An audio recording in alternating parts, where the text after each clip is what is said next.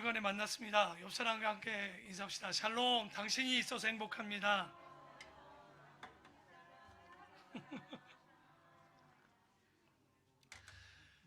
주의 은혜로 오늘의 기도처럼 참 봄이라는 것은 항상 돌아오지만 항상 똑같지 않고 그 환경 또한 그 봄을 기다리기 위해 지켜내기 위해 있는 우리가 되기 위해서는 말씀 안에 살지 않고서는 견딜 수 없고 하나님의 은혜 아니고서는 뒤돌아보아도 어느 것 하나 내 마음대로 되지 못했음을 깨닫습니다.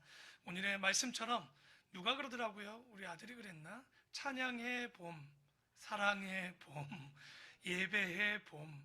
그러니까 어떻게 보면 이 봄이라는 거에 여러분도 한번 내가 무엇을 해보면 좋을까? 이때 주님의 은혜로 이 봄을 누리고 꽃이 피는 그 꽃을 주신 하나님께 주님을 사랑해보고 우리 주변을 사랑해볼 수 있는 우리 귀한 은혜의 성도들 되기를 원합니다. 오늘은 욥기서로 다시 돌아와서 18장 이하의 말씀을 가지고 이제 엘리바스와 빌닷과 소발이 한 번 정도 욥에 대한 이야기, 욥이 잘못된 것을 충고해주는 이야기가 한 번은 끝났고요. 지난 수요일 날 엘리바스의 두 번째 충고로 시작해서 이제 두 번째 충고인 빌닷과 소발이 이제 욥에게 충고하는 장면이 나오게 됩니다. 우리가 책으로 읽다 보니까 욥의 심정이 그렇게 막 다가오지는 않습니다. 그냥 친구들도 이야기했나 보다. 하지만 아마도 우리가 욥의 입장, 욥의 마음, 또한 반대로 생각하면 친구들도 답답한 건 똑같습니다. 그 친구가 깨닫기를 바라는 사랑의 마음으로 시작했지만 본인들도 지적당하니까 그 속에 있는 악이란 악은 다 나와서 서로 비판하고 서로 정죄하는 장면들이 나오게 돼요. 이 땅을 살아가는 우리도 뒤돌아보면 참 마음이 어려울 때가 있습니다. 내 맘 같지 않고 내 뜻을 온전히 이해해주지 못하고 하나님의 뜻은 전혀 모르겠고 갈수록 사는 것은 빡빡해지고 우리의 마음은 신앙을 지키기엔 더 버거움들을 우리가 보게 되는데 오늘 욥기를 통해서 욥의 마음 그리고 그 친구들의 마음 더 나아가 하나님께서 왜 그것을 지켜보고 계시는가 다시 한번 아버지의 마음까지도 함께 보기를 소망합니다. 그런데 문제는 시편과 함께 욥기도 시가 섭니다. 그러다 보니 뭐가 문제가 되냐면 이게 쉽지가 않은 거예요. 이해가 쉽지 않고 배경이 쉽지 않은 데다가 더 어려운 건 지금도 우리도 고조선이나 고려나 조선시대 언어를 쓰면 실제 그때 사용하던 언어와 단어를 쓰면 정확히 우리가 이해하거나 우리가 알기가 쉽지가 않듯이 욥의 때 언어, 문화, 그 환경 때 쓰는 단어들을 우리가 해석하고 번역하는 것 오죽했으면 번역이 반역이라는 말이 있습니다. 오늘도 보는 이 욥기서를 혹시 여러분 보다 보면 이해도 되는 것 같죠. 근데 저는 이제 말씀을 준비하면서 성경을 한 4권, 5권 정도를 찾아봅니다. 그러니까 영어도 잘 모르니까 영어 단어도 한번 찾아보고 번역이 이상해서 새 번역도 찾아보고 뭐 영어 중에도 킹제임스 버전을 한번 찾아보고 또 히브리 원문 독해에서 보여진 단어들을 찾지만 정말 재미있는 건 번역이 다 달라요. 그러니까 충분히 뭘 이야기하고 있는 줄 알겠는데 분위기가 사뭇 다른 내용들이 참 많이 나옵니다. 그 이유가 왜 그러냐? 히브리 언어 자체가 단어의 수가 많지를 않습니다. 그러다 보니까 똑같은 단어를 쓰는데 단어가 적으면 좋을 것 같지만 한국 언어가 어렵다고 하는 사람들이 왜 그럽니까? 형용사가 많고 굉장히 단어가 많아요. 노랗다, 누리 팅팅하다. 똑같은 노랗다가 옐로우로 끝나지가 않는 거예요. 이 색깔에 있어서도 너무나도 표현이 많아서 상황에 따라 우리가 이해가 쉽고 그 분위기가 느껴지지 않습니까? 그런데 히브리어는 단어 하나에 너무 많은 뜻을 갖고 있어요. 그래서 전체적인 문맥을 이해하지 못하면 이 단어가 잘못 해석되는 경우, 번역이 되는 경우들이 있는 거죠. 오늘도 보면 조급하다, 초조하다 이런 단어가 같은 단어입니다. 그런데 때에 따라서 번역이 좀 다르게 되는데 이걸 그냥 초조하다, 조급하다 해버리면 그냥 우리 마음이 알고 있는 그 초조함, 조급 정도로밖에 이해를 못하다 보니까 온전히 이해가 어렵죠. 그래서 오늘 이 말씀을 좀 생각하면서 한번 빌닷과 소발이 욥에게 어떤 모습으로 정죄를 하고 있는가 우리가 한번 보려고 합니다. 1절에 보면 수아 사람 빌닷이 대답하여 이르되 너희가 어느 때에 가서 말의 끝을 맺겠느냐 깨달으라 그 후에야 우리가 말하리라. 여기 빌닷이 욥이 계속 자기를 반박하잖아요. 내가 죄를 졌다고? 야 니들은 죄를 안 졌냐? 계속 엘리바스의 말에 한 번도 말 한마디도 지지 않습니다. 계속 반박하니까 빌닷이 뭐라고 그러냐면, 웬만하면 좀 깨닫지, 나 좀 말 좀 하자. 사람이 이렇게 눈치가 없냐. 지금 내가 말을 할 테니까 한번 먼저 들어봐라. 그러니까 깨닫지 못하는 사람아, 좀 한번 좀 기다려봐라. 그 후에야 내가 좀 말을 할 텐데, 자, 내 말을 하겠다. 어찌하여 우리를 짐승으로 여기며 부정하게 보느냐. 아마도 욥의 이야기를 들은 빌닷은 자기들의 말을 욥이 뭐라고 평가를 하는 거예요. 아이, 너희들 깨닫지도 못한 게 너희들은 무익한 자들이야 라고 얘기를 하는 거예요. 그러니까 이 빌닷이 뭐 이것이 진짜 나를 짐승으로 알고 있나? 그래서 또 얘기합니다. 야, 화가 치밀어 울분을 터뜨리며 자기 자신을 찢는 이 욥아, 너 때문에 땅이 버림을 받겠느냐? 바위가 그 자리에서 옮겨지겠느냐? 그러니까 네가 아무리 너를 반박하고 얘기해봐야 너 정도 하나 사라져도 아무 세상은 변함이 없어. 그러니까 너 별로 중요하지 않는 거야. 자, 5절은 한번 빌닷이 뭐라고 욥을 정의 내리는지 한번 같이 한번 읽어보겠습니다. 시작. 복잡하지 않습니다. 빌닷은 딱 한마디예요. 너 뭐라는 거예요 지금? 욥, 너는 악인이야. 그러니까 빛이 있지 꺼진 거야. 그의 불꽃은 빛나지 않을 것이요, 그의 장막 안에 빛이 있었다고? 아니, 곧 어두워질 것이고 그 위에 등불은 꺼질 것이요, 그의 활기찬 걸음이 피곤하여지고 그가 마련한 꾀에 스스로 빠지겠지.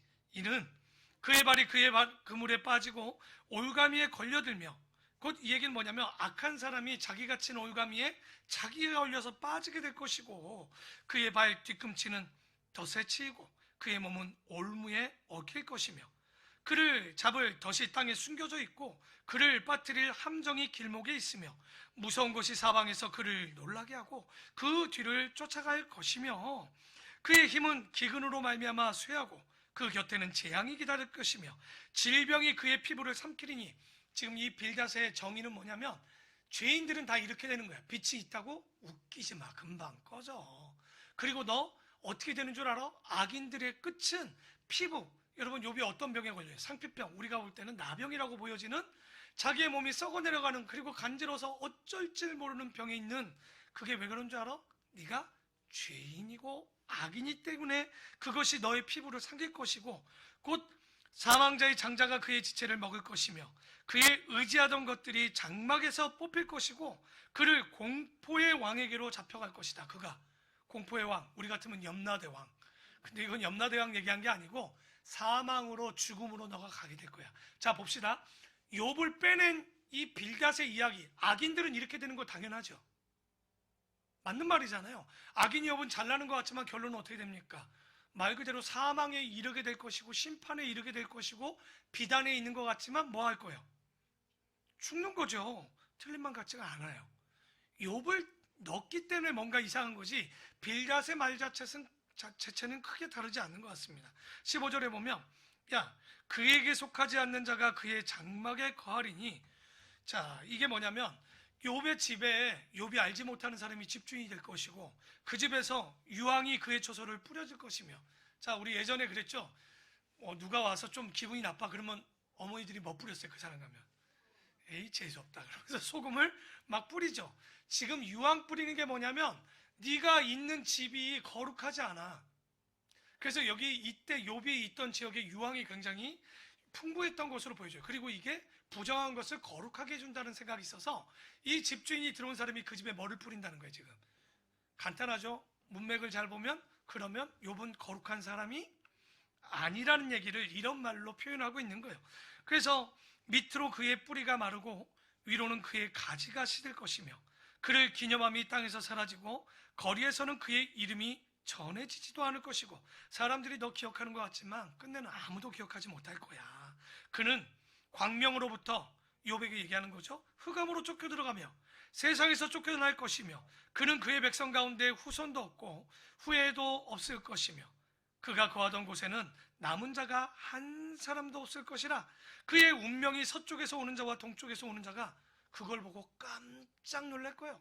근데 이 말이 틀리지 않는 것이 욥의 아들 7이 죽고 딸 3이 죽고 재산을 다 잃고 부인마저 저주하고 떠났으니 욥의 대를 이을 사람이 없잖아요. 틀린 말 아닌 것 같아요. 자, 21절도 한번 같이 한번 읽어볼까요? 시작.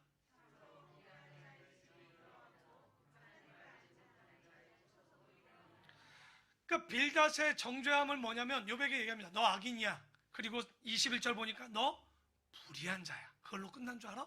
너 하나님도 모르기 때문에 지금 내가 얘기한 이 모든 것이 너에게 임하고 그렇게 된 거야. 욥의 심정으로 가볼까요? 어떨까요? 정말 미칠 것 같을 것 같아요. 그러니까 내가 진짜 뭘 잘못했다면 충분히 이 말을 공감도 하고 내가 잘못을 알겠지만 욥은 그런 게 아닌데 나한테 뭐라고 그러냐면 너 악인이야. 불의하지. 얼마나 재수가 없으면 유황을 뿌려. 그리고 더 나가서 너 하나님도 모르는 거. 그런데 욥을 또 빼내볼까요? 빌닷의 말은 다 맞아요. 악인들이 결론은 어떻게 됩니까? 심판을 당할 것이고 사망에 이르게 될 것이고 그대는 이어지지 못할 저주를 받는 게 맞아요. 그런데 문제가 뭘까요? 객관적인 진리가 지금 특수한 상황에 맞지 않는다는 게 문제인 거예요. 그러니까 빌닷의 말을 띄워서 보면 틀린 말은 아니지만 특수한 상황인 욥에게는 지금 안 맞았어요. 안 맞죠. 우리가 성경을 볼 때 저희 교회는 하나를 더 봅니다. 육하 원칙 말고 하나를 더 보죠. 언제, 어디서, 누가, 그 다음에 뭐요? 누구에게 이 글이 쓰여졌나가 상당히 중요합니다. 왜냐하면 지금 우리에게 이 말을 준 건지 욥의 친구들이 말한 말은요, 그러니까 누구에게가 아니라 객관적으로 악인들은 이렇게 된다라고 얘기한 거예요. 그런데 지금 욥의 특수 상황에는 우리가 잘 알듯이 이것은 그런 상황이 아니잖아요. 고난을 통한 검증의 시간이 있는 거지 죄에 대한 징계도 죄에 대한 심판도 아님에도 불구하고 친구들은 너가 당하는 이 꼬라지를 보니 뭔 거예요? 죄가 분명히 있는 거야 라고 얘기하는 거예요. 그래서 성경이 쉽지 않은 이유 중에 하나가 이 객관적인 진리를 가지고 특수한 상황에 맞춰 넣어서는 안 되는 이야기를 지금 빌닷이 하죠. 욥 너무 답답합니다. 욥이 대답하여 이르되 야 너희가 내 마음을 괴롭히며 말로 나를 짓부수기를 어느 때까지 도대체 할 거냐. 그러니까 욥의 생각도요, 그 친구들의 얘기가 자기 머리를 들지 못하도록 지금 억누르는 것처럼 느껴지는 거죠. 그러니까 너희가 10번이나 나를 학대하고도 부끄러워하지 아니하는구나. 비록 내게 허물이 있다 할지라도 그래 나 허물 있어. 근데 그 허물이 내게만이냐? 이거 질문한 거 아니에요. 의문형이 아니라 그들에게도 뭐라고 하는 거야? 질책하는 거죠. 나만 죄 짓냐? 그래 죄에 대한 얘기하면 너희들은 허물이 없겠느냐? 얼마나 답답하면 욥도 자꾸만 반격을 해요. 너무나도 억울하니까. 그래서 너희가 참으로 나를 향하여 자만하며 내게 수치스러운 행위가 있다고 증언하려고 하겠지. 하지만 이 모든 것은 하나님이 나를 억울하게 하시고 자기 그물로 나를 에워싸신 줄을 알아야 할지니라. 곧 이 얘기는 내가 죄가 있어서 그런 것이 아니라 하나님의 뭔가 뜻이 있는 거예요. 여기 억울하게라고 돼 있지만 원어를 보면 비틀어 꺾다라고 돼 있습니다. 다시 말해서 너희 친구들 너희들은 나와 상대가 되는 것이 아니라 지금 왜 이런 일이 있느냐. 하나님께서 나를 비틀어 꺾어서 뭔가 나를 항복받으시려고 이러는 것 같다. 그런데 내가 답답한 건 하나님이 왜 나한테 이러지? 우리도 살면서 하나님의 뜻을 모르고 일어나는 환경, 분명히 생각과 다른 일들이 벌어집니다. 사업 가운데 예상치 못한 일들이 벌어져요. 내가 뭘 잘못했나? 뭔가 진짜 믿지 않는다면 이럴 때 다른 거 해볼 것 같아요. 누구를 찾아가 보든지. 영음한 우리 요즘 새벽에 사무엘 보면 아시죠? 사울이 뭔가 물을 데가 없으니까 사무엘을 초원한다라고 하는 사람이 있잖아요. 그렇죠? 그러니까 사람 마음이 답답하면 왜 안 그러겠습니까? 충분히 저는 믿음 생활이 잘 모르고 하나님을 못 만나면 그럴 수 있다고 봐요. 사람의 방법을 쓰고 싶겠죠. 근데 여기 보면 욥도 답답하지만 근데 욥의 장점은 욥이 잘하는 건 그래도 하나님 앞에 서 있다는 거예요. 그가 원망도 좀 하는 것 같고 불평도 하는 것 같지만 하나님은 떠나지 않고 있죠. 왜 이런지 알고 싶은 거예요. 그래서 7절에 보니 내가 폭행을 당한다고 부르짖으나 응답이 없고 도움을 간구하였으나 하나님께서 뭐 하는 거예요? 답을 안 줘요. 억울함이 풀리질 않아. 그래서 그가 내 길을 막아 지나가지 못하게 하시고, 그는 하나님입니다. 하나님께서 내 길을 막아 지나가지 지금 못하게 하시는 것 같고 내 앞길에 어둠을 두셨으며 나의 영광을 거두어 가시며 나의 관모, 이 관모는 뭐냐면 욥이 건강했을 때 받았던 그 영광의 모든 것들이 머리에서 벗기시고 사면으로 나를 헐으시니 나는 죽었구나 라고 생각한 거야. 그러니까 한국 사람들이 제일 잘하는 거 있죠. 싸울 때 너 죽어? 한 번도 죽은 사람을 못 봤어요. 죽어만 하고. 근데 지금 욥도 뭐 하는 거야? 지금 죽지는 않았지만 지금 마음 상태가 어떤 거야? 나 죽었구나. 나 지금 너무 힘들어. 내 희망을 나무 뽑듯 뽑으시고 나를 향하여 진노하시고 원수같이 보시는구나. 그 군대가 일제히 나와서 길을 도두고 나를 치며 내 장막을 둘러 진을 쳤구나. 그러니까 욥이 지금 오해하는 게 하나 있죠. 지금 욥의 고난은요, 하나님이 허락을 한 거지 하나님이 그렇다고 그것을 막 진행하고 있는 상황이 아니에요. 오히려 사단이 이것을 했을 때 하나님이 그냥 그 한번 검증하고 싶은 거에 허락한 거지만 사단이 지금 이 어려움을 줬고 또한 우리도 그 스토리는 다 알아요. 근데 지금 누구만 모릅니까? 욥만 모르는 거예요. 그러니까 하나님께 계속 묻는 거예요. 왜 나한테 이러냐고. 계속 질문할 수밖에 없고 차라리 그래 잘못하면 절 때리시는 걸 내가 믿겠습니다. 근데 뭘 잘못했냐는 거예요. 욥은 계속 하나님께 원망스럽게 그분에게 내가 왜 이런지를 질문하죠. 그런데 욥기를 보면서 여러분 지금 뭐 특별한 얘기입니까? 아마 여러분 37장까지 이거를 계속 얘기할 거예요. 똑같은 얘기예요. 정지합니다. 그러면 욥에게 고난을 주신 이유가 뭘까요? 우리에게 왜 고난이 있을까요? 한번 보면 우리는요, 재밌는 건 고난이 없으면 하나님을 찾지 않습니다. 우리가 옛말에 임사호천이란 말이 있죠. 사람이 죽음 앞에 가면 고난이 오면 누구를 부르게 돼 있냐? 하나님을 부르게 돼 있다고 합니다. 아마도 여러분 새벽 예배 잘 드리는 분들의 특징, 신앙이 좋아서 1번, 두 번째 결코 사는 게 녹록지 않은 분들이에요. 진짜요. 왜냐하면 내가 평안하고 내가 좀 자녀가 잘 되고 문제가 없잖아요. 죄송하지만 하나님을 찾는 횟수는 많지 않습니다. 목사가 기도할 수밖에 없는 이유가 뭘까요? 돌아가면서 힘들게 하거든요. 그러니까 끊임없어요. 야, 영원해. 하나님도 참 영원하실 것 같아요. 왜냐하면 여러분이 문제를 일으킨다는 게 아니라 문제가 항상 우리에게는 있기 때문에 기도할 수밖에 없게 만드는 거. 그래서 목사가 가장 복은 기도를 쉬는 죄를 범하지 않게 되는 거예요. 아이고, 내 기도할 새는 없어요. 참 여기 끝나면 또 누구에게 어려움이 왔대. 말은 못하고 신방은 못하는데 마음이 썩어 내려가는 거죠. 죽을 만큼 힘든 거죠. 근데 그럴 때 누구를 찾냐? 나는 못하겠는 거예요. 하나님이 하시겠구나. 하나님이 만지셔야 되겠구나. 그게 바로 고난의 의미이지 않을까. 그러니까 우리가 이런 것들을 보면 고난이 있기 때문에 종교가 생겼고요. 정확히 보면 고난이 있기 때문에 철학도 생긴 거예요. 사람에게 고난이 없으면 여러분 어려움이 없는 열대지방이나 과일을 매일마다 그냥 나무에서 떼어 먹는 사람들은요 절대 철학도 없고 종교도 쉽게 없습니다. 그 이유가 고난이 없기 때문에 그러죠. 그러니까 이 고통이 뭐냐? 우리가 잘 아는 위대한 철학자, 여러분은 종교의 지도자로 알고 있지만 석가모니는 정말 위대한 철학자입니다. 그 사람이 그러면 왜 위대하게 됐냐? 고난을 안 거예요. 뭐냐? 태어나는 것도 고난이요, 사는 것도 고난이요, 병드는 것도 고난이요, 죽는 것도 고난이야. 생로병사가 어느 것 하나 고난에 기인하지 않은 것이 없는 거예요. 죽겠다는 거예요. 그러니 이 사람이 혼자 가출했잖아요. 그래서 출가했다라고 얘기를 하는데 나가셔서 뭔가 찾았는데 그게 뭐냐? 사성체, 사성제라고 얘기하는, 여러분은 이제 중고등학교 가면 배워요. 사성체 그게 뭐냐? 고집멸도, 고체, 집체, 도체, 멸체, 그러니까 멸체, 도체라고 해서 고난의 근원이 뭐냐 찾아봤더니 인간의 집념과 욕망인 거예요. 그 욕망을 없앨 수 있는 멸체가 뭐냐 보니 바로 도를 통해서, 그 도가 뭐냐? 팔정도라는 것을 찾아가는 거예요. 그래서 석가가 원했던 것은 뭐냐면 그들이 최고의 경지에 오르면 우리는 뭐라고 부르죠? 그들이 뭐 했다고 그래요? 해탈 들어보셨죠? 그 열반의 단계에 해탈했다고 그러죠. 해탈이 무슨 말인지 잘 모르죠. 그게 뭐냐면 그 불교는 윤회를 합니다. 내가 이 땅에서 잘 살면, 착하게 살면 다음에 뭐로 태어나요? 우리 집에 있는 강아지들은 잘못 산 거야. 그래서 사람들이 개로 태어나고 고양이로 태어나고 이랬다고 생각하는 거예요. 그런데 해탈의 경지는 뭐냐면 이걸 윤회하지 않고 윤회를 끊는 거예요. 더 이상 사람으로 태어나지 않는 게 해탈인 거예요.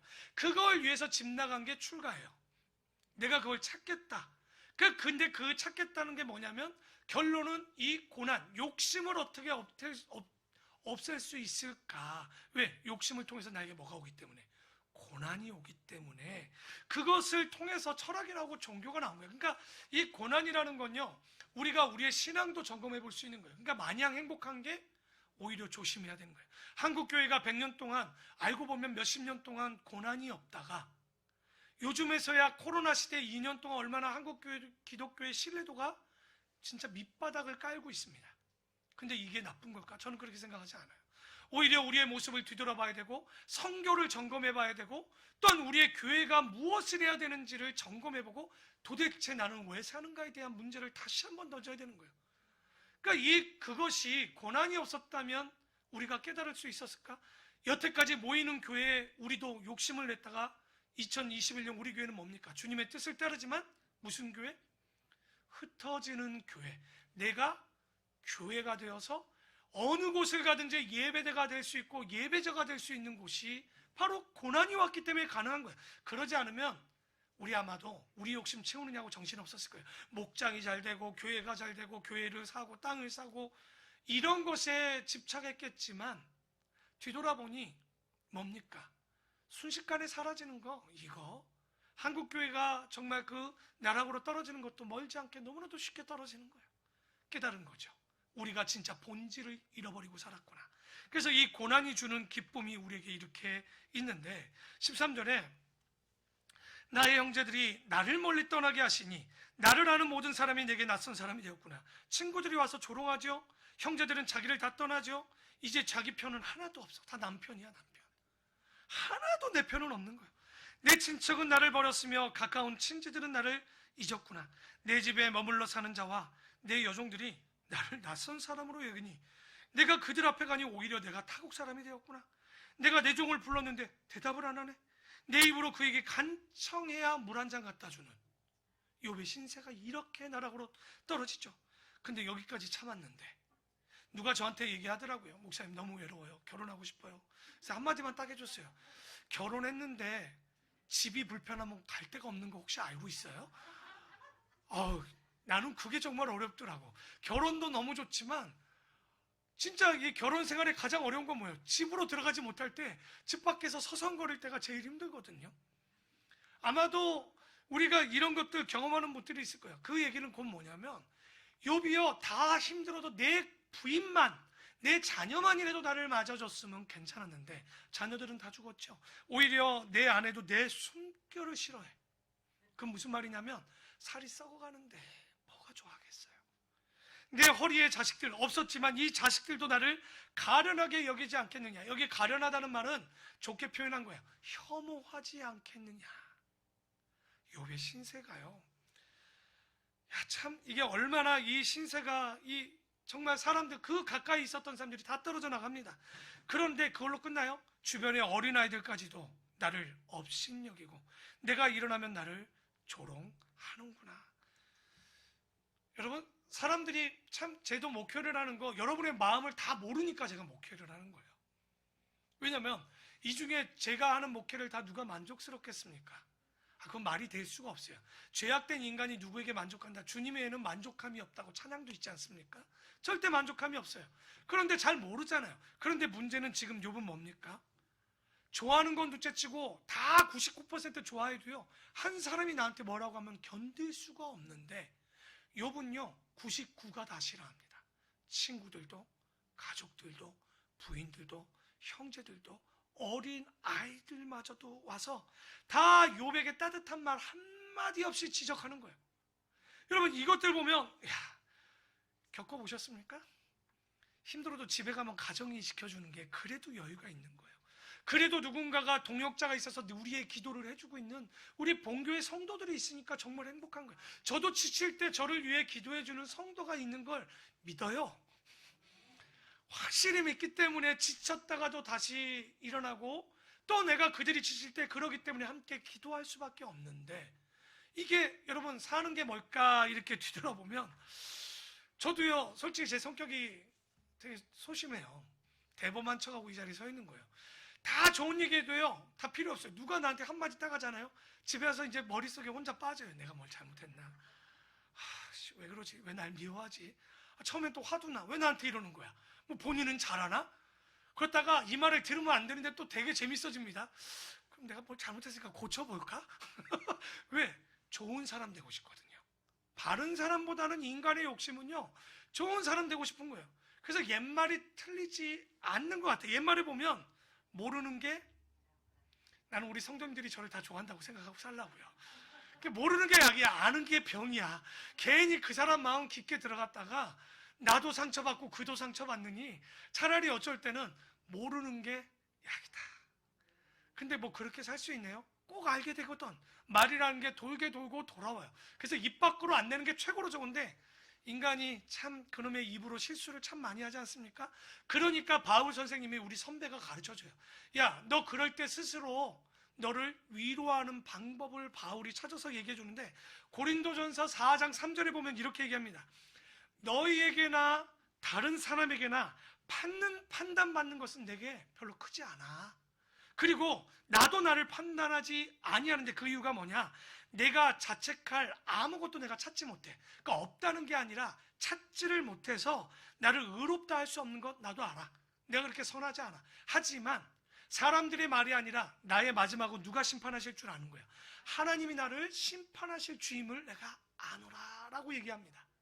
곧 이 얘기는 뭐냐? 사람들이 뭐라고 비방하고 이야기하지만 사람 또한 완전치 않기 때문에 그들의 말이 나에게 크게 느껴지지 않고, 오히려 하나님이 내 앞에 칭찬하면 그게 칭찬이고 잘못하면 잘못한 것을 내가 깨닫겠노라. 그래서 보십시오. 바울이 어떤 사람입니까? 천하의 연병 같은 인간이에요. 그 사람 진짜 천하에 퍼진 연병이라고 사람들이 표현을 하진 않았나. 온 천하를 어지럽히고 예수 믿는다고 하면서 나사렛 이단의 괴수라고 얘기하지 않습니까? 그런 이야기를 듣는데 바울이 마음이 막 저처럼 소심하던가요? 아니요, 그러지 않아요. 아마 이것을 사람의 말로 받았으면 바울은 잠 못 이루는 밤입니다. 정말 밤마다 억울함이 얼마나 치솟을까요? 그가 복음을 전하러 갈 때 돌에 왜 맞아야 됩니까? 죽은 줄 알고 갖다 버리지 않습니까? 근데 그가 다시 일어나서 뭐예요? 한다는 행동이 가서 또 복음을 전하러 가요. 여러분, 우리는 죽음도 두려워 죽겠는데 이 사람은 죽음을 뛰어넘는 자인 거예요. 왜 그게 가능하느냐? 사람들의 비방, 사람들의 미움이 중요한 게 아니에요. 내 부모가 나에게 뭐라고 하든, 사람들이 나에게 손가락질하든 이게 중요한 것이 아니라, 근데 하나 알아야 될 건, 또 눈치 없이 사람들 말 난 안 들어, 이게 좋은 건 아니에요. 잘못한 건 들을 수 있는 경청의 힘을 갖되 그것이 사람 말에 좌지우지 될 것이 아니라 결론은 뭡니까? 하나님의 말씀에 이끌림을 받을 줄 아는 귀가 열리고 마음이 깨달음을 받는 자가 돼야 되겠죠. 그러니까 아마 바울이 그 얘기를 한 것 같아요. 여러분 잘 들으셔야 돼요. 하지만 진짜 우리가 따르고 우리를 심판하시는 주이신 하나님의 음성을 들을 줄 아는, 바울은 그럴 때 사람들의 이야기가 나에게 그렇게 크지 않다고 얘기합니다.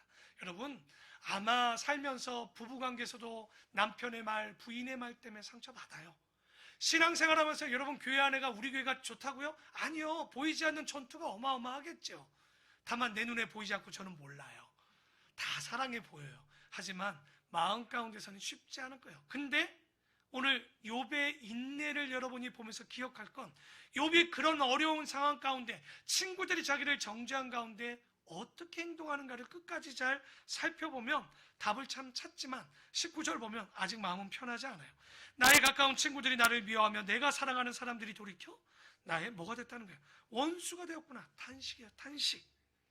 그러니까 욥이 지금요 너무 외로운데 팽당했어요. 이거 은어 아니에요. 사람들이 뭐 이렇게 다 버림받았을 때 뭐 당했다라고 그래요? 팽당했다라고 그러죠. 이게 원래 사자성어 토사 구팽에서 나온 한 단어만 쓰는 거야. 토사구팽이 뭡니까? 원래 토끼를 잡기 위해서 키웠던 사냥개가 있었는데 토끼가 죽자 사냥개를 삶아 먹는 걸 토사구팽이라고 그래요. 그러니까 지금 욥의 마음은요, 그렇게 내가 잘 나갈 땐 친구들이 와서 막 축복해주고 막 너가 진짜 신앙이냐 그러더니 지금 와서 다 나를 버리고 팽시키는 이 마음이 지금 되고 있는 거죠. 그랬더니 20절에 내 피부와 살이 지금 뼈에 붙었고, 잘 봐라. 나의 남은 것은 겨우 잇몸이 아니라 입술만 남았구나. 나의 친구야, 너희는 나를 불쌍히 여겨다오. 나를 불쌍히 여겨다오. 하나님의 손이 나를 치셨구나. 응? 너희가 어찌하여 하나님처럼 나를 박해하느냐? 내 살로도 부족하냐? 야, 하나님도 이런데 너희들까지 이러고, 친구들 너희들도 그러고, 하나님도 그러니 내가 너무 힘들구나. 근데 생각은 틀린 거죠. 하나님이 그런 게 아니잖아요, 지금. 근데 욥은 자기가 아는 단계에서 이야기하는 거예요. 그래서 나의 말이 곧 기록되었으면 책에 쓰여졌어. 옛날에 우리 어머니들 그런 얘기 하는 거예요. 야, 내가 고생한 거 한번 기록하면 책이 몇 권으로 쓸 수 있을 거다. 아마 우리 아버지들 어머니들 그런 얘기 많이 했잖아요. 옛날에 얼마나 고생을 했는지 다 기록해 보자는 거예요. 그러면 책에 쓰여졌으면 철필과 나무로 영원히 돌에 새겨졌겠노라. 내가 알기에는 나의 대속자, 다시 구원자 하나님이 살아계시니 마침내 그가 땅 위에 서실 것이겠죠. 그리고 내 가죽이 벗김을 당한 뒤에도 내가 육체 밖에서 하나님을 보리라. 그러니까 욥이 지금 한 3,000년, 4,000년 전의 사람임에도 불구하고 죽음 이후에 하나님을 만나는 영적인 존재인 걸 알고 있는 것 같아요. 그래서 내가 죽지만 하나님을 만날 거야. 그러니 책에 기록되기를 원하는 걸 왜 그럴까요? 내가 잘못 안 했다는 걸 좀 기록해놨으면 좋겠다는 거야. 그래서 내가 그를 보리니 내 눈으로 그를 보기는 낯선 사람처럼 하지 않는 거. 왜? 계속 기억하고 주를 기억했으니까 그러지 않을 텐데 지금 내 마음이 지금 뭐하다고 나옵니까? 초조하구나. 근데 이 번역이 초조한 게 아니라 지금 내가 이렇게 되도록 내 마음이 기진맥진하구나. 너무 지쳤다. 제가 번역이 어렵다고 그랬죠? 초조라는 말이 우리 생각할 때 막 조급하다라는 느낌인데 그게 아니라 지금 기진맥진하구나. 너희가 만일 이르기를 우리가 그를 어떻게 칠까 하며 또 이르기를 일의 뿌리가 야 욥이 원인이 있지 죄가 있으니까 그렇다 할진대.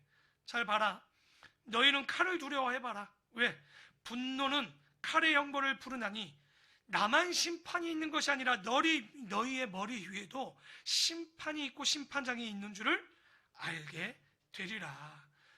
그러니까 욥이 지금 이렇게 얘기하는 거예요. 나만 심판당한다고? 그래, 나 허물이 있는데 그럼 너희들의 허물은 어떻게 할 거냐? 너희들의 심판도 지금 멀지 않았어. 그러니까 욥이 힘드니까 자꾸만 공격해요. 같이 친구들에게 받은 이 말을 나만 내가 온전하지 않다고? 니들은 온전하냐? 그래, 너희들도 한번 당해봐라. 딱 이 느낌이 오는데 20장에 또 한 사람이 나오죠. 그게 누굽니까? 소발입니다. 나마 사람 소발이 대답하여 이르되 그러므로 내 초조한 마음이 나로 하여금 대답하게 하니, 초조가 아니라 여기 서두르니 이 말입니다. 여기는 또 그러니까 번역이 그러니까 참 어려운 거예요.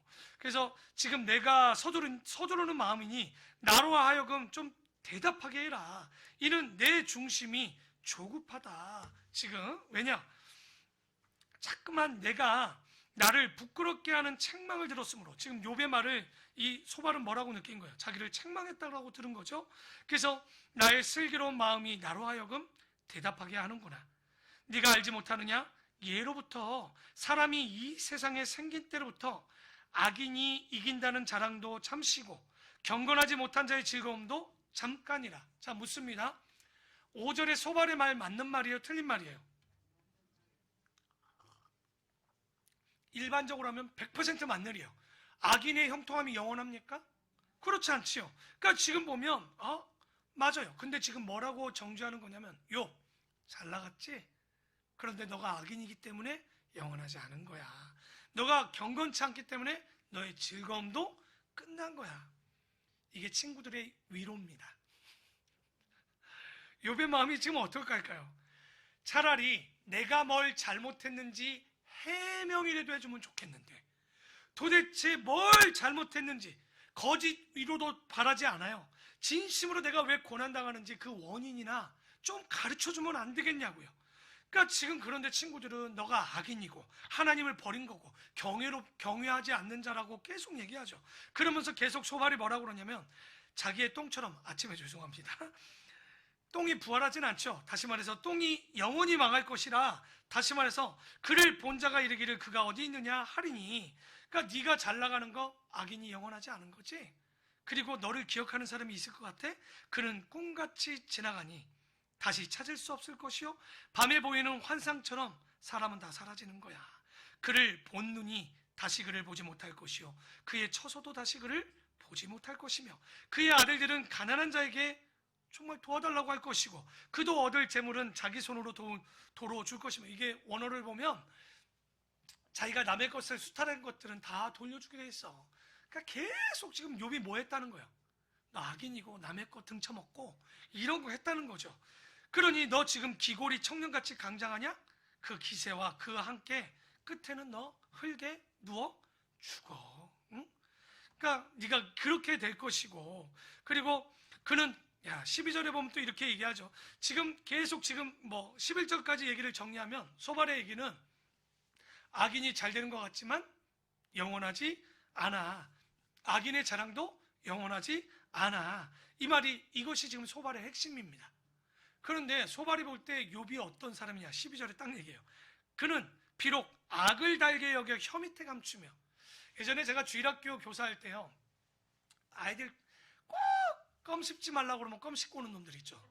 그러니까 제가 뭐 7년 아이들 교사할 때 6년을 남자애들 맡았어요. 얘들은 기가 막혀요. 공과 시간에 한 번도 제자리에 앉아 있지 않아요.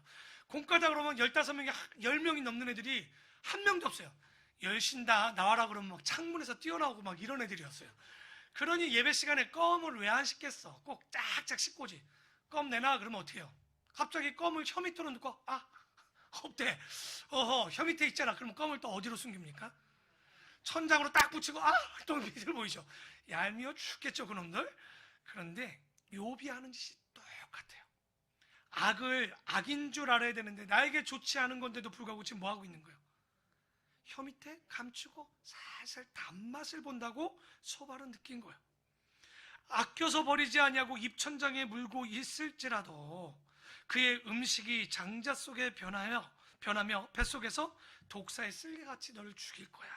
그러니까 지금 욥에게 얘기하는 거죠. 너 지금 달다고 그거 삼켰다가 독에 쓸개처럼 얼마나 쓰게 될지 너 알아야 돼. 지금 달다고 그거 먹어서 네가 이 꼴 당한 거 아니냐?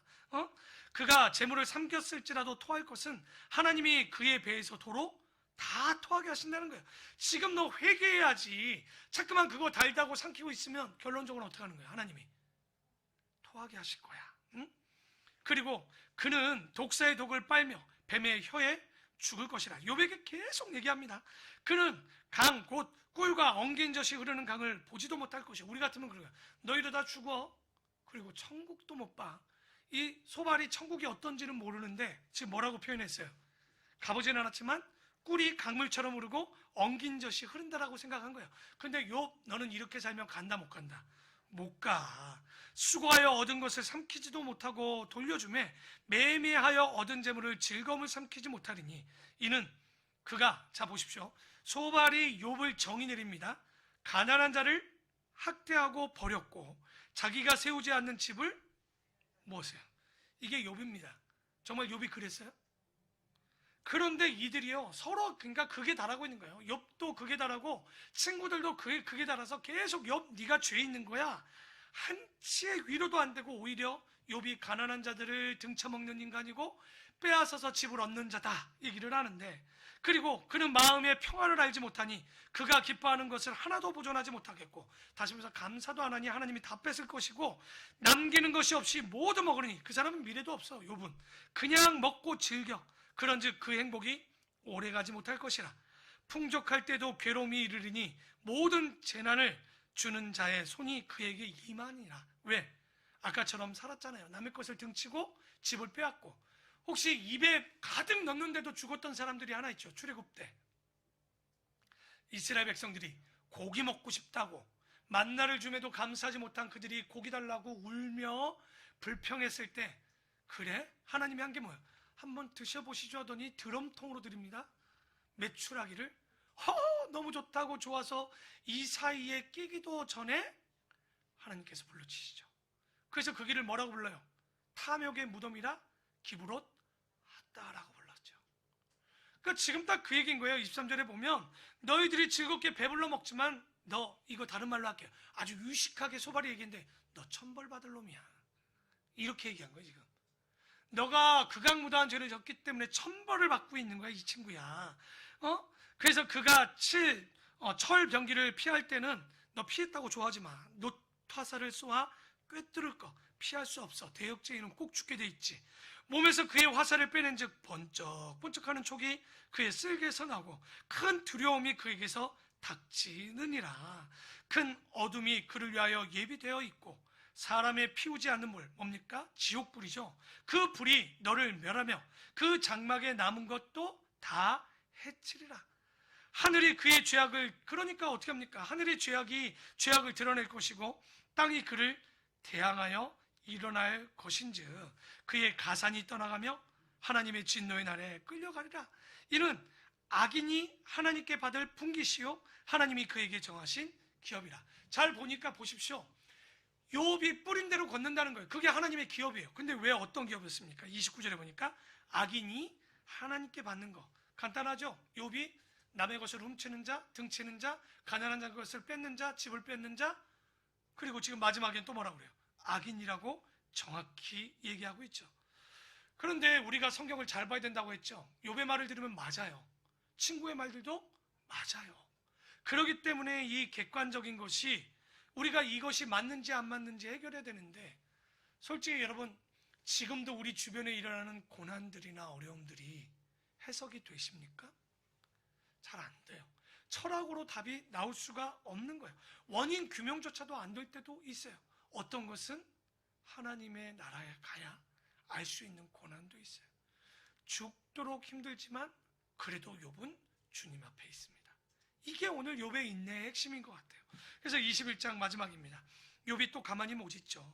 욥이 대답하여 이르되 너희는 내 말을 자세히 들으라. 이것이 너희의 위로가 될 것이라.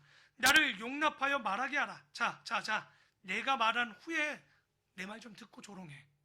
딱 그러는 거죠.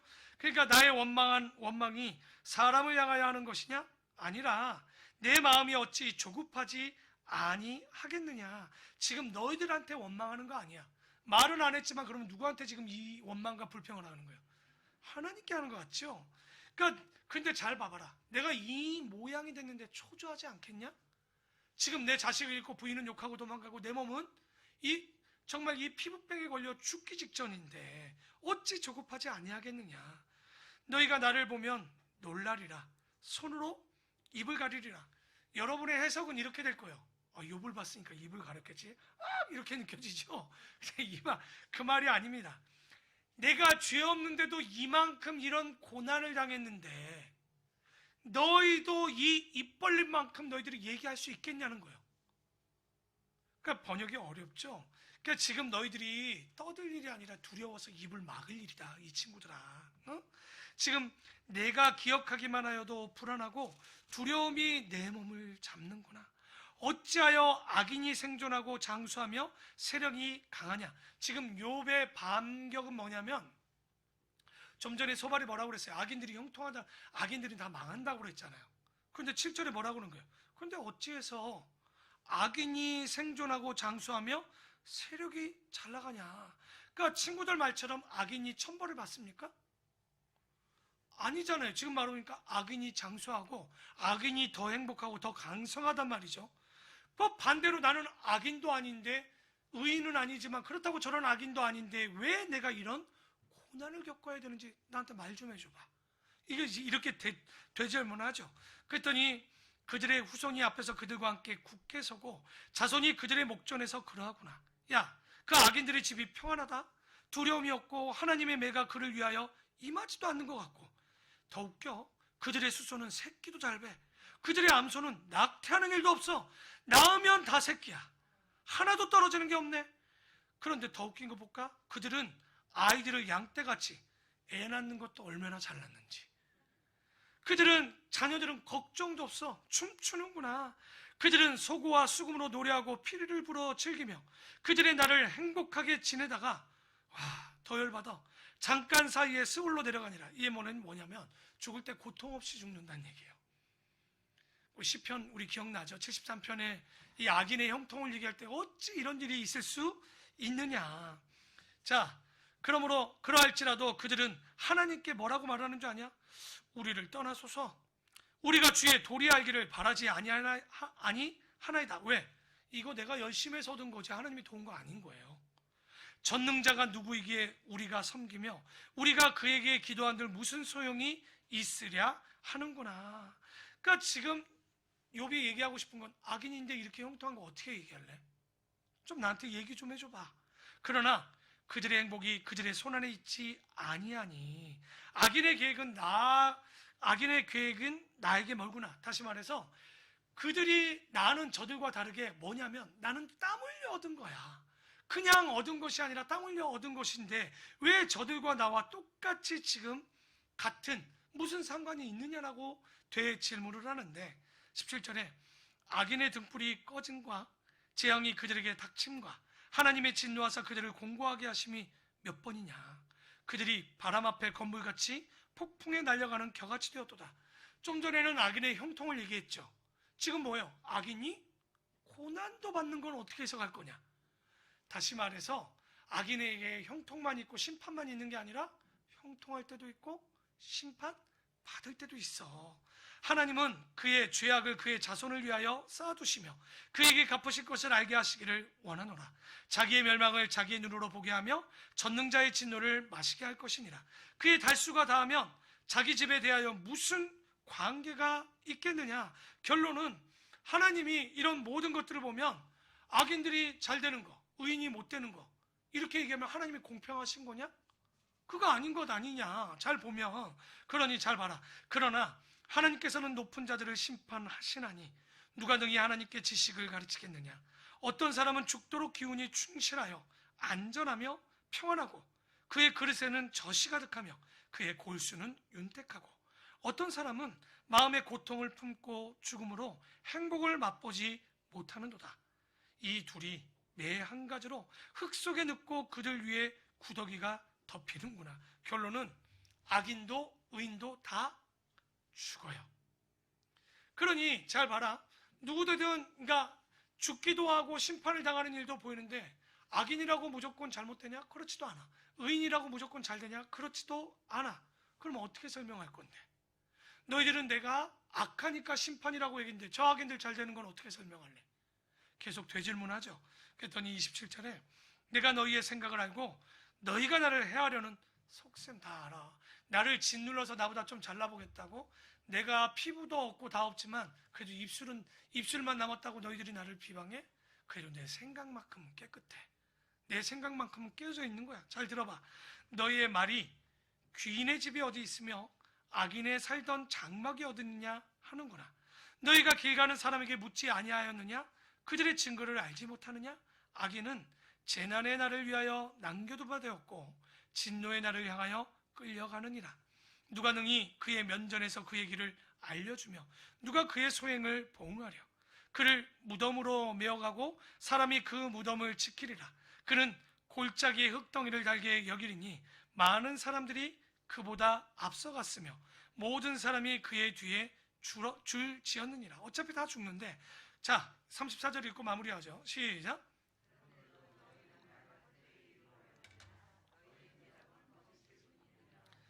여기 욥의 결론 얘기합니다. 너희들이 나에게 한 모든 말은 뭐라는 거예요? 거짓말이야. 그러니까 욥의 말 맞아요. 그 친구들이 얘기한 거 다 맞지 않습니다. 그런데 오늘 이 말을 보면서, 이 이야기를 보면서 욥의 인내라는 이야기로 계속 보고 있지만 정말 욥도 쉽지 않고 친구들도 쉽지 않은 상황에 있는 것 같아요. 고난이라는 것을 이해한다는 거요 굉장히 어렵습니다. 왜냐하면 성경을 좀 보면 고난과 역경을 쉽게 해석할 수 없음을 얘기합니다. 우리가 열왕기하에 보면 요아스라는 왕이 나옵니다. 어려서 왕이 되어서 정말 종교개혁을 이루고 산당들을 다 없애버리고 하나님 앞에 깨끗하게 쓰려고 했죠. 실수도 있었겠죠. 하지만 그는 39에 죽습니다. 의인인데. 그런데 히스기야의 아들 므낫세 보십시오. 그 못된 놈이 몇 년 동안 왕에 있습니까? 55년을 왕의 자리에 있어요. 어떻게 설명할 수 있냐는 거예요. 여러분 주변을 잘 보십시오. 여러분 웰빙 한참 우리가 그랬었죠. 그래서 우리도 레위기를 보면서 가려 먹어야지 막 가려 먹는데 종종 가다 열받는 일이 있죠. 어떤 사람들 보면 막 먹어요. 진짜 책상 말고는 다 주워 먹고 내 다리 가진 거는 그거 말고는 다 주워 먹고 안 먹어야 될 것도 다 먹는데 오래 살아. 희한해. 좋지 않은 거 다 하는데도 더 오래 살아. 우리는 구별해서 주님 앞에 건강히 살겠다고 했는데 어떤 분들을 보면 50도 못 살아. 여러분 저에게 설명을 해 주십시오. 이거 무슨 의미입니까? 이 이야기는 우리가 어떠한 이러한 보편적인 객관적인 진리를 가지고 특수한 상황에 이것을 적용하거나 설명할 수가 없어요. 오늘의 욥의 문제는 우리는 다 알고 있기 때문에, 이 이야기의 끝에 답까지 주었기 때문에 우리는 알지만, 일반적으로 우리의 주변에 일어나는, 나는 왜 이런 집에서 태어났지? 왜 나에게는 이런 고통이 있을까? 나는 왜 주님을 믿고 기도하는데 응답 한 번 본 적이 없을까? 어떤 사람은 참 별론데 잘 살아. 나는 매일마다 기도하는데도 왜 이 모양일까? 어떻게 해석할 수 있을까요? 그래서 종종 저에게 찾아와요. 잘 몰라요. 제가 어떻게 알겠습니까? 결론은 뭘까요? 하나님의 말씀을 들어야 해결됩니다. 그건 여러분과 하나님과의 관계 속에서 알 수 있을 거예요. 말씀만이 내가 가야 되는 길, 모르면 모르기를 원하시는 거예요. 알면 깨닫기를 원하시는 거예요. 여러분, 성령의 열매 중에 오래 참음, 인내? 좋은 말이죠. 인내라는 게 왜 어려운지를 가르쳐 드릴까요? 앞을 모르는 상황 속에 기다리는 거예요. 다만 우리는 알아요. 하나님의 천국의 구원의 소망을 갖고 있는 건 저 먼 곳의 답은 아는데, 지금 살아가는 내 인생의 앞을 모르니까 오래 참거나 인내하기는 쉽지 않아요. 다음 징검다리가 있으면 다음 발을 내딛기가 두렵지 않지만, 징검다리가 보이지 않을 때, 물속에 있는 징검다리를 볼 땐 발 내딛기가 두려운 것이 인간의 마음이죠. 그래서 오늘 여기도 보면 하나님께서 왜 이런 고통과 어려움을, 우리에게 죽음을 주었을까? 분명한 건 사람이 겸손하시기를 원하시는 것 같아요. 그러니까 이 땅에 우리가 살아갈 때 고난도, 고통도, 형통도 함께 있는 거, 아마 전도서 볼 때보다 이 욥기를 보면서 가장 많이 얘기하는 것 같아요. 전도서 7장 14절에 형통할 때 찬송하고, 공부할 때 뒤 돌아보고 생각하라. 왜? 형통이 계속되는 것도 아니고 고난이 계속되는 것도 아닌 거예요. 지금 어렵다? 여러분, 망할 때까지 계속될까요? 지금이 잘 된다? 끝까지 잘 될까요? 그렇지 않은 거예요. 오히려 그러기 때문에 지금 뭐 하라는 얘기냐면, 오늘 내일을 자랑하지 말라는 얘기예요. 어떻게 될지 하나님 말고는 그 답을 알 수 없기 때문에 우리가 하나님 앞에, 욥도 그랬던 거예요. 그리고 욥을 통해서 우리가 배우는 거죠. 그 길은 가지 않지만, 욥과 같은 고난은 없지만 우리가 그 길을 걸어야 되는데, 마지막 오늘 제목이 뭐였습니까? 욥의 인내. 야고보 5장 11절에 보면 이런 말씀을 합니다. 보라, 인내하는 자를 우리가 복되다 하나니 너희가 욥의 인내를 들었고 라고 얘기합니다. 우리가 복됨에 있어서 왜 복되는가 봤더니 욥의 인내래요. 욥도 위험했습니다. 하나님을 원망하기도 하는 것 같고, 하나님 앞에 굉장히 불평하게 따지듯이 나가기도 했어요. 그러나 욥은 자기가 할 수 있는 그 신앙의 크기로는 최선을 다한 것 같아요.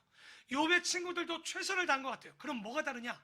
그 자리를 하나님 앞에서 떠나지 않고 끝까지 견뎌냈다는 거예요. 여러분, 교회 안에도요, 많은 성도들이 왔다 갔다 합니다. 솔직히 우리 교회도 지금 10년을 하면서 어떤 분들은 끝까지 남아있지만 어떤 분들은 함께 끝까지 못하는 경우들이 있어요. 그런데 결론은 뭐냐? 고난이 없는 것이 아니라 누가 끝까지 하나님 앞에 있느냐 없느냐로 판가름이 되는 것 같아요.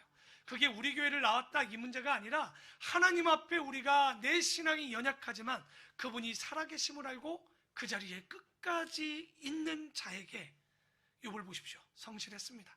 친구들의 말에도 성실히 대답합니다. 결론은 누가 대답하신가요?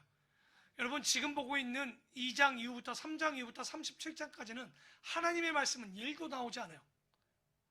바꿔 얘기하면 여러분의 인생에 하나님의 음성이 들리지 않을 때가 있을 겁니다. 하지만 그때 사람의 방법을 찾거나 사람의 뜻을 쫓지 마십시오. 결론은 진짜 그렇게 되면 잘못 적용했던 욥의 친구애들이 맡게 될 수도 있어요. 그런데 지금 있는 우리의 이 어려움은요, 깨닫는 거예요. 겸손하도록 얘기하시는 거예요. 그리고 그 인내가 우리에게 복주기 위한 거. 여러분, 41장에 가보면, 42장에 보면 욥이 몇 절의 복을 받습니까? 그 모든 걸 견디니 곱절이 아니에요. 갑절의 복을 주십니다. 잃었던 자녀들, 잃었던 재산들, 잃었던 종들, 모든 것들을 곱절 이상으로 주시는 갑절의 복을 주시는 거예요. 우리가 그 복을 바라는 건 아니지만 견뎌낸 자와 끝까지 그 자리를 인내했던 자들, 여러분, 코로나로 2년 결코 쉽지 않습니다. 신앙을 지키는 거, 기독교인들에게 이제 손가락질 당하는 일들, 목사라는 자리, 교회 다닌다는 이유만으로도 얼마나 많은 핍박이 생기고 있습니까? 하지만 받아야 될 거라면 받으십시오. 그리고 두려워하지 마시고 오늘의 욥처럼 끝까지, 그것이 내가 용납이 되고 이해가 되지 않아도 그 자리에서 끝까지 하나님께 여러분 기도하십시오. 예배 자리에 있다 보면 어느 순간 하나님께서 그 가운데 이제 욥도 책망하지만 결론엔 그에게 깨닫게 해주시고 네가 참고 견뎠음을 하나님께서 복 주심을 보게 될 것입니다. 오늘 우리 본교회 모든 성도님들도 마음에 어려움이 있죠. 여러분, 응답이 없어서 어떡할까? 오늘도 내가 답이 없어서 죽을 것만큼 힘들겠지만 욥을 통해서 주시는 것은 그 자리를 끝까지 견뎌낼 때 합력하여 선을 이루시고 이것이 바로 하나님의 은혜였다라고 고백할 수 있는 우리 귀한 성도들 되기를 축원합니다. 기도하겠습니다.